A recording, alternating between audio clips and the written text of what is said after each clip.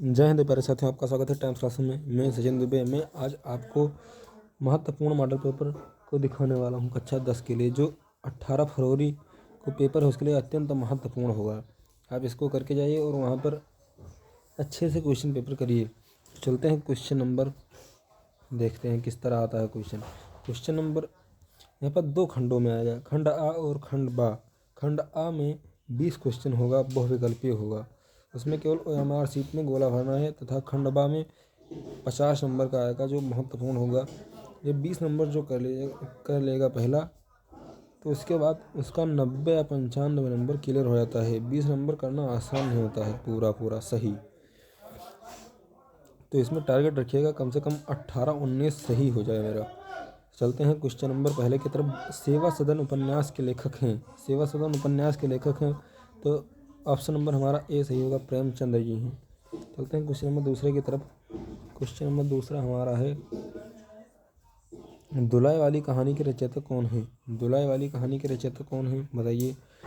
तो option number C होगा, बंग महिला। इसी तरह आएगा, आप वहाँ पर OMR सीट में ऑप्शन नंबर सी को भी गोला भरेंगे। बंग महिला का पूरा नाम बताइए। चलिए, बंग महिला का पूरा नाम बताइए। तो राजेंद्र बाला घोष है। क्या नाम है? राजेंद्र बाला घोष। आलोचकों ने गद्य की कसौटी कहा है, किसे कहा है? आलोचकों ने गद्य की कसौटी किसे कहा है? तो ऑप्शन नंबर बी, निबंध को कहा है। गद्य की कसौटी का मतलब क्या होता है? तो यहाँ पर आलोचकों यानी कि लेखकों की उस भाषा पर पकड़, यहाँ पर पकड़ या उस की भाषा को किस तरह वहाँ पर दर्शाया गया है, इसी को लेखकों की कसौटी को कहा जाता है।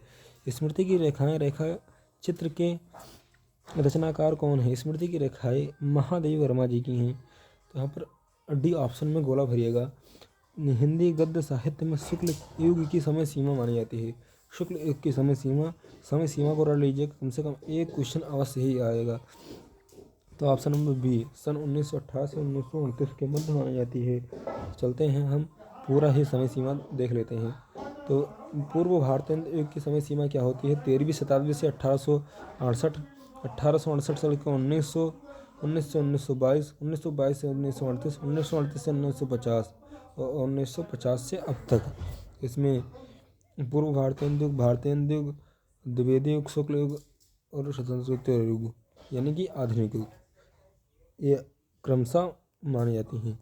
चलते हैं क्वेश्चन नंबर छठे की तरफ। क्वेश्चन नंबर छठा हमारा है, शिवराज भूषण के रचनाकार हैं। शिवराज भूषण के रचनाकार हैं, तो ऑप्शन नंबर ए ही सही होगा, भूषण जी ही शिवराज भूषण के रचनाकार हैं। शिवराज भूषण के रचनाकार ऑप्शन नंबर ए ही सही होगा, भूषण जी हैं। भारतीय युग के प्रवर्तक माने जाते हैं। भारतीय युग के प्रवर्तक भारतीय हरिश्चंद्र माने जाते हैं। भारतीय युग के प्रवर्तक भारतीय हरिश्चंद्र ही हैं। दूसरा सप्तक का प्रकाशित वर्ष क्या है? 1991। बताइए कितने सप्तक प्रकाशित हुए हैं? तो अज्ञेय जी के द्वारा 4 शतकों का प्रकाशित किया गया है। पहला है 1943, पहला 1943 और दूसरा है 1951। पहला 1943, दूसरा है 1951 और तीसरा है 1959। तीसरा है 1959 और चौथा जो है 1979। ये 4 शतकों का प्रकाशन वर्ष अवश्य पूछाएगा, तथा इसके कौन प्रकाशक हैं इसको भी अवश्य ही पूछाएगा। इसको रट लीजिएगा।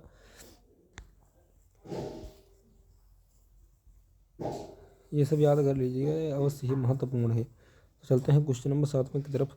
7वां हमारे भारतीय युग के प्रवर्तक माने जाते हैं भारतीय हरिश्चंद्र। 8वां है ऑप्शन नंबर डी। तो चलते हैं लोकायतन के रचनाकार हैं। लोकायतन के रचनाकार कौन है बताइए? लोकायतन के रचनाकार कौन है? तो ये सुमित्रानंद पंत जी हैं। सुमित्रानंद पंत। महादेवी वर्मा की रचना नहीं है। महादेवी वर्मा की रचना कौन नहीं है? रश्मि है, निहार है, नीरजा है तथा उर्वशी जो है महादेवी वर्मा की रचना नहीं है। चलते हैं क्वेश्चन नंबर नेक्स्ट पर। क्वेश्चन नंबर हमारा 11वां है, निर्वेद किस रस का स्थायी भाव है? बताइए निर्वेद किस रस का स्थायी भाव है? शांत का है, हास्य का हास होता है, विभत्स का जुगुप्सा वीर का उत्साह। रोला छंद में चरण कितने होते हैं? 4 चरण होते हैं। रोला में कितने चरण होते हैं? 4 चरण होते हैं। चरण कमल बंदो हरि राई, पंक्ति में कौन सा अलंकार है? तो यहाँ पर रूपक अलंकार होगा। माता पिता में प्रयुक्त समास है द्वंद्व समास। समास कितने प्रकार के होते हैं? समास 6 प्रकार के होते हैं। माता पिता में प्रयुक्त समास है द्वंद्व समास। और चंद्रमा का पर्यायवाची है राकेश। चंद्रमा का पर्यायवाची है राका धन ईश, जो रात में होता है, राका धन ईश। तो यहाँ पर ऑप्शन नंबर सी ही सही होगा। सहोदर में प्रयुक्त उपसर्ग है सहधन उदर। यहाँ पर सहधन उदर होगा, इसलिए सह जो है वो उपसर्ग होता है। उपसर्ग वो होता है जो शब्द के पहले जोड़कर उसके अर्थ को बदलता है, तथा प्रत्यय जो होता है जो बाद में जोड़ता है। स्मृत शब्द का प्रथम विभक्ति एकवचन का रूप होगा तम होगा। और विकारी शब्द कितने प्रकार के होते हैं? विकारी शब्द 4 प्रकार के होते हैं। विकारी शब्द 4 प्रकार के होते हैं। पहला होता है क्रिया विशेषण, दूसरा होता है संबंध बोधक, तीसरा होता है समुच्चय बोधक, चौथा होता है विस्मयादि बोधक। ये 4 प्रकार के होते हैं विकारी। विकारी मतलब जो तोड़ने उड़ने से किसी भी प्रकार से विचलित नहीं होते हैं। जैसे होते हैं, जैसे होता है तेज। तेज को किसी भी प्रकार से आप कुछ भी कर लीजिए, उसको आप कुछ भी नहीं कर सकते हैं उसका। चलते हैं नेक्स्ट क्वेश्चन पर। 20वां क्वेश्चन हमारा है, शब्दों का सार्थक समूह जब अपनी पूर्णता और व्यवस्थित पदक्रम को प्राप्त करता है तो क्या कहलाता है? वाक्य कहलाता है। तो ऑप्शन नंबर ए ही सही होगा, वाक्य कहलाता है। खंड बा अब चालू हुआ। खंड बा में है, निम्नलिखित में से किसी एक गद्यांश पर आधारित सभी प्रश्नों के उत्तर दीजिए। तो एक गद्यांश आप देख लीजिएगा। गद्यांश इसी प्रकार के आएंगे तथा किस प्रकार करना है ये आप लोग यहाँ पर लिखा है। उपरोक्त गद्यांश का संदर्भ लिखिए। संदर्भ लिखकर ही आगे बढ़िएगा। हमारे देश का प्राण क्या है, इसी में दिया होगा। गद्यांश के रेखांकित अंश की व्याख्या कीजिए। व्याख्या जो है इसी जो रेखा नीचे की गई है उसी का व्याख्या करना है। ये अथवा लगाकर दूसरा करें, दोनों में से एक करना है, चाहे जो कर लीजिएगा। और ये आप अपना देख लीजिएगा। क्वेश्चन नंबर 21 हो गया। चलते हैं क्वेश्चन नंबर नेक्स्ट पर। यहाँ पर पद को दिया गया है, पद है, इसका भी व्याख्या करना है। इसका उपयुक्त पद्यांश का संदर्भ लिखिए। संदर्भ सहित व्याख्या ही करना है तथा उससे संबंधित क्वेश्चन दिया होगा वो कर लेना है। अथवा लगाकर दिया रहता है, दोनों में से एक कर लीजिएगा कोई। चलते हैं क्वेश्चन नंबर नेक्स्ट पर और देख लीजिए किस किस तरह का पेपर आता है। बस यहाँ पर दिए गए संस्कृत गद्यांश में से किसी एक का संदर्भ सहित हिंदी में अनुवाद कीजिए। हिंदी में केवल अनुवाद करना है बस। तो दोनों में से एक का कर लीजिएगा, देख लीजिएगा क्या है। और आइए चलते हैं नीचे देखिए, संस्कृत पद्यांशों में से किसी एक का संदर्भ सहित हिंदी में अनुवाद कीजिए। अनुवाद मतलब जो लिखा है उसी का अर्थ ही लिखना है, ना कि उसका व्याख्या करने लगो। व्याख्या करोगे तो गलत ही होगा। संदर्भ लिखोगे तो 2 नंबर मिलेगा, उसके बाद जब उसका अनुवाद लिखोगे तो 3 नंबर मिलेगा, दोनों मिलाकर 5 नंबर हो जाएंगे।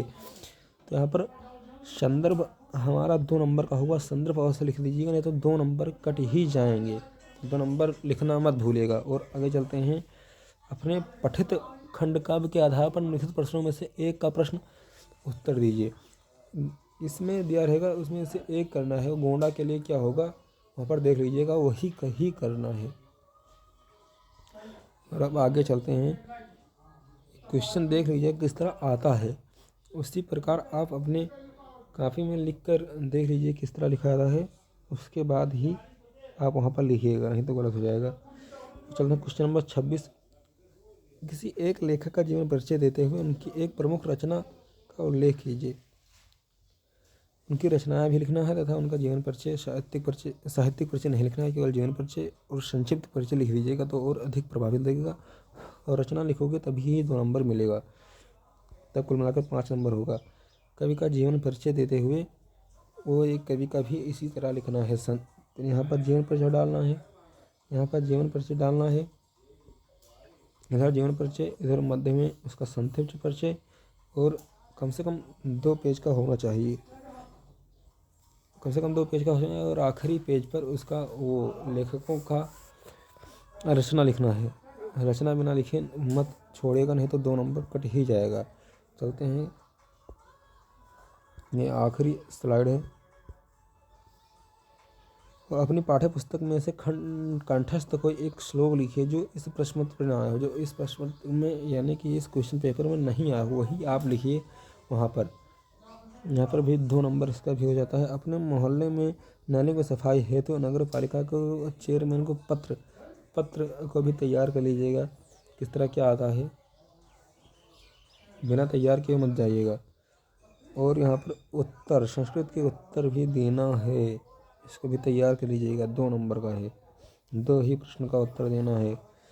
और निम्नलिखित में से किसी एक विषय पर निबंध लिखिए। निबंध ये बहुत ही महत्वपूर्ण है, इसको बहुत ही महत्वपूर्ण है, इसको तैयार ही कर लीजिएगा।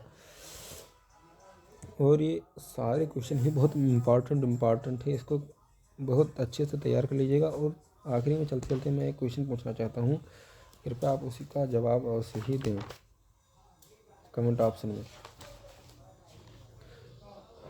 कि आम्रपाली किसकी रचना है। आम्रपाली किसकी रचना है?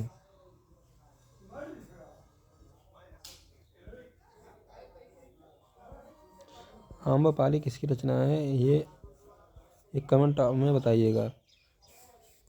और ऐसे ऐसे वीडियो आने के लिए इंतज़ार करते रहिए। और ये सारे क्वेश्चन बहुत ही इम्पॉर्टेंट है, आप इसको कर लीजिएगा। धन्यवाद।